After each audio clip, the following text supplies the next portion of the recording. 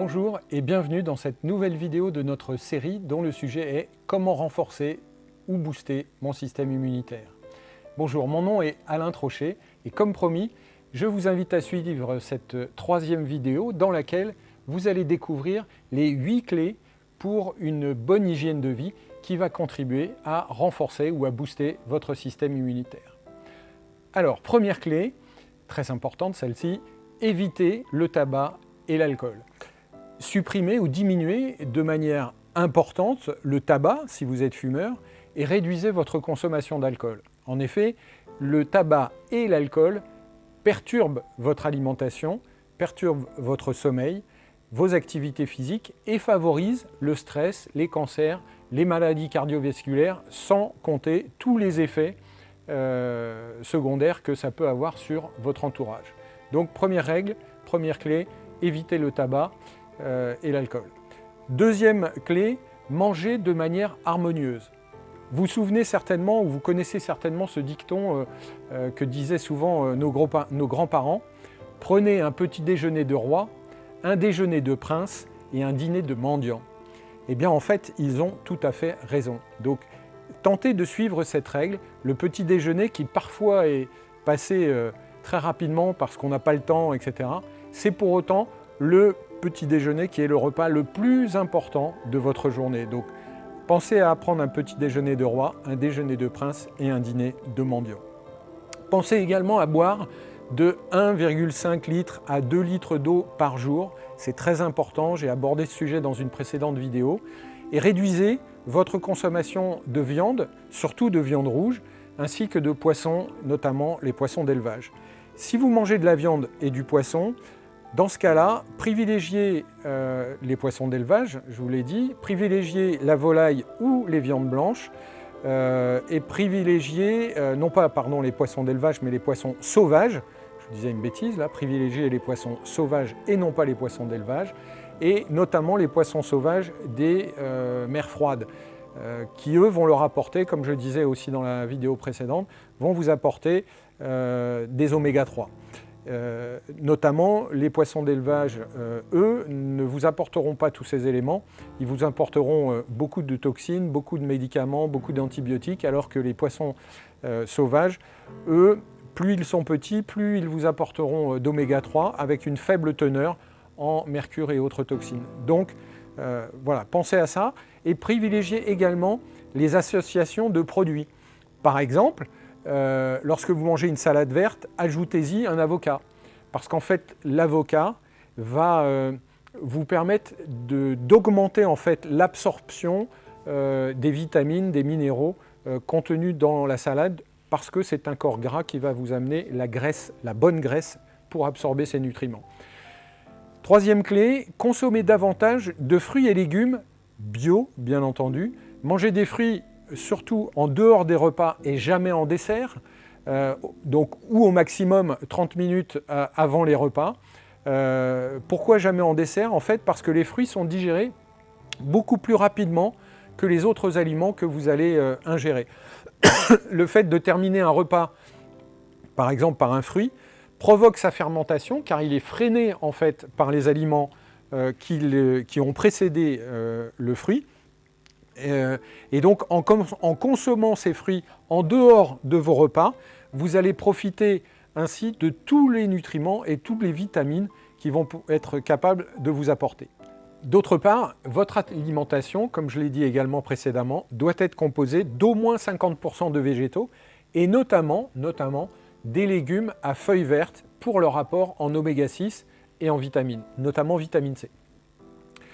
Quatrième règle, préférez le thé au café. En effet, le thé vert, qui est le plus bénéfique en fait, va vous apporter des antioxydants supplémentaires qui vont permettre de réduire les risques d'accidents cardiovasculaires ou de cancer. Et la stimulation apportée par le thé est moins intense et plus longue dans la durée en fait que celle du café, où le café va vous apporter une stimulation immédiate mais très courte dans le temps. Donc là, avec le thé vert, d'abord la stimulation sera moins forte, mais plus longue dans la durée, donc plus profitable. D'autre part, sachez que le café est un diurétique et donc déjà qu'on ne retient pas l'eau, le café va favoriser l'élimination de l'eau de votre corps, alors que votre corps a besoin d'eau à raison de 2 litres d'eau par jour en moyenne. Cinquième règle, cinquième clé pour avoir une bonne hygiène de vie, faire du sport régulièrement. Et oui, la pratique régulière du sport va vous aider également à avoir une bonne hygiène de vie et à renforcer votre système immunitaire. En effet, la pratique du sport va permettre une meilleure oxygénation de l'ensemble des organes de votre corps. Ça va permettre de réduire votre pression artérielle, donc votre pression sanguine. Ça va vous permettre d'augmenter la force de vos ligaments, de vos tendons, de vos muscles, et donc permettre d'éviter en fait toutes les tendinites, tous les problèmes musculaires et de ligaments. Ça va permettre également une augmentation de votre énergie, parce que, sachez-le, quand on est fatigué et qu'on ne fait pas de sport, eh bien on reste fatigué. Si vous êtes fatigué et que vous allez au sport, vous allez voir que à l'issue de votre séance de sport, vous serez davantage en énergie et ça va vous aider également à réduire le stress. En plus de ça, la pratique du sport de manière régulière va vous aider à améliorer votre sommeil. Vous dormirez mieux et plus longtemps et ça va vous aider, bien entendu, à réduire le risque de maladies cardiovasculaires, de cancer et accessoirement, ça va vous aider aussi à améliorer votre apparence physique et votre confiance en vous. Sixième clé, tentez de vous relaxer et de méditer. Alors je sais que pour certains ça semble pas évident, mais je ne vous demande pas de faire de la relaxation ou de la méditation 1 à 2 heures par jour, ce n'est pas l'objet. Mais si vous allez chercher quelques moments de relaxation et de méditation, vous pouvez méditer dans votre chaise au bureau, il vous suffit de 10 minutes, un quart d'heure pour vous relâcher totalement. Et ça c'est un élément également, si vous le pratiquez notamment le soir, qui va vous aider et vous préparer à dormir paisiblement. Vous pouvez mettre en place cette relaxation ou cette méditation qui va vous permettre d'apaiser votre corps et votre esprit avant d'aller vous coucher tout simplement. Mais cette relaxation ou cette méditation peut aussi intervenir pendant votre journée et ainsi vous permettre de mieux appréhender tel ou tel dossier ou tel problème à régler puisque votre esprit va s'en trouver apaisé et vous verrez que les solutions apparaîtront beaucoup plus facilement. Pendant cette relaxation ou cette méditation, vous pouvez aussi, et je vous invite à le faire, pratiquer des exercices respiratoires en profondeur qui vont vous aider à vous apaiser, à calmer votre rythme cardiaque et en vous concentrant en fait sur votre respiration, ça va vous permettre d'échapper ou de laisser s'échapper en fait tous ces soucis que vous avez à gérer pour mieux vous sentir et mieux les reprendre et mieux les traiter à l'issue de cette relaxation ou de cette méditation. Septième clé, c'est dormir plus longtemps et de manière harmonieuse. Alors, c'est quoi dormir plus longtemps et de manière harmonieuse? Une des premières règles à respecter en fait en matière de sommeil, c'est de limiter déjà les écrans avant d'aller vous coucher. Que ce soit la télévision, le téléphone portable, le mobile, les tablettes, les jeux électroniques, etc. Tout ça, tentez de les laisser de côté au moins 1h30 à 2h avant d'aller vous coucher. Tout ça va vous permettre et va permettre à votre cerveau de se calmer et vous préparer à un meilleur sommeil. Voilà. Tentez également de faire un repas au moins 1h30 à 2h, votre dernier repas 1h30 à 2h avant d'aller vous coucher, car comme cela, votre digestion sera terminée. Ça vous évitera de produire du gras, parce que c'est ce qui se produit en fait. Quand vous mangez juste avant d'aller au lit, eh bien, vous allez produire du gras. Et en plus, comme votre corps va être concentré à combattre les aliments que vous lui avez donnés, pour les digérer, etc., il va d'abord être concentré là-dessus plutôt qu'à vous laisser tranquille pour un sommeil profond et réparateur. Alors, bien sûr, chaque personne est différente et une moyenne de 6 à 9 heures de sommeil, qui est recommandée en fonction de chacun, est possible. Pour certains, c'est 6 heures, pour certains, c'est 9 heures. Par exemple, moi, c'est 6 heures, ma femme, c'est plutôt 9 heures. Donc, à vous de rythmer vos nuits en fonction des horaires, ou en tout cas de la moyenne d'heures de sommeil que vous connaissez. Et rythmez vos nuits également en vous couchant et en vous réveillant à heure fixe pour permettre une bonne gestion en fait du sommeil et que votre corps et votre cerveau soient habitués à ce rythme. Notez, avant d'aller vous coucher par exemple, ce que vous devez faire le lendemain ou les jours suivants. Ça va vous permettre aussi de vider votre cerveau des tâches que vous devrez assumer plus tard.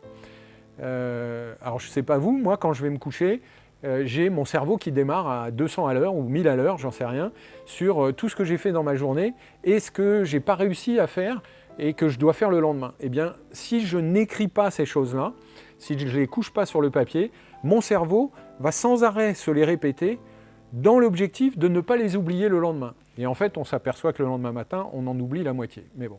Donc, prenez l'habitude de noter ce qui vous reste à faire le lendemain ou les jours suivants. Ça évitera à votre cerveau d'y penser, puisque ce sera sur le papier. Du coup, vous ne l'oublierez pas.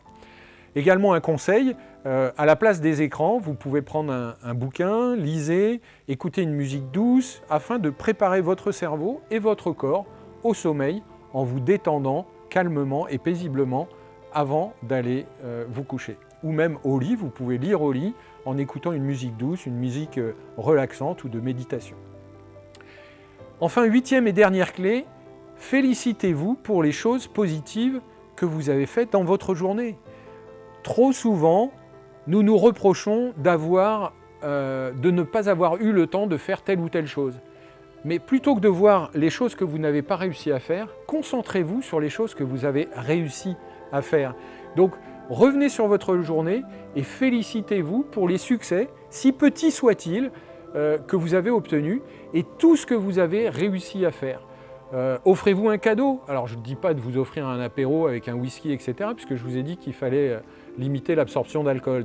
Mais offrez-vous un cadeau de temps en temps pour avoir atteint tel objectif, si petit soit-il, et surtout, partagez avec votre entourage, partagez avec votre conjoint, votre femme, votre mari, ce que vous avez réussi à atteindre dans la journée. Et ce que vous n'avez pas fait, c'est pas très grave, ça fait partie de la liste que je vous ai demandé d'écrire à faire le lendemain. Donc ça, vous le sortez de votre cerveau et vous allez conserver en fait ce qui a été positif dans la journée pour vous gratifier. Voilà, ça c'est très très important et sachez qu'en faisant ça, eh bien, vous allez distribuer du bonheur autour de vous et le bonheur est bien sûr contagieux. Voilà. Voilà pour aujourd'hui. Si vous avez aimé cette vidéo, eh bien, comme d'habitude, je vous invite à liker. Si vous avez des questions, pensez à m'appeler, pensez à m'envoyer un message par mail, par WhatsApp ou par message privé sur mon compte Facebook par exemple. Encore une fois, je lis tous les messages et j'y réponds personnellement. Et puis, maintenant que l'habitude est prise, vous trouverez en dessous de cette vidéo un lien pour télécharger l'e-book que je vous ai préparé et que j'ai le plaisir de vous offrir. Le sujet de cet e-book, c'est les vertus de l'aloe vera pour notre corps. Voilà, je vous dis à demain pour notre prochaine vidéo, au cours de laquelle vous allez découvrir la liste des suppléments nutritionnels ou des compléments alimentaires que j'utilise pour moi-même pour renforcer mon système immunitaire et me permettre d'être toujours en pleine forme et en pleine santé. Alors c'est vrai que mon médecin, il ne fait pas beaucoup de profit avec moi, mais bon, c'est le jeu. Voilà. Donc je vous dis à demain pour cette prochaine vidéo. D'ici là, prenez soin de vous et de vos proches et à demain en pleine forme. À bientôt, ciao.